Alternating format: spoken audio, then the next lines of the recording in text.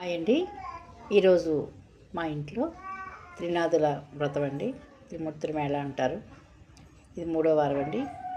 నేను 3 మేళాలు చేస్తాను అనుకున్నాను. అలాగే అనుకున్న విధంగా ఈరోజు 3వ మేళ అండి. ఇది ఫస్ట్ మేళం జరగగానే నాకు చాలా నిదర్శనం కనిపించింది. అలాగే 2వ మేళ జరగగానే మరొక అద్భుతంగా జరిగిందండి. ఇది 3వ మేళతో నాకు పూర్తవుతుందండి. ఎందుకండి ఇలా త్రినాథులు ముగ్గురికి 3 కలశాలు పెట్టాలండి. కలశాలకు ముందు 3 చిలుములు చేసుకుని అందులో పూజ చేసుకుని 3 తాంబూలాలు, 3 ప్రసాదాలు, 3 దీపాలు అన్నీ ఇలా పెట్టుకోవాలండి.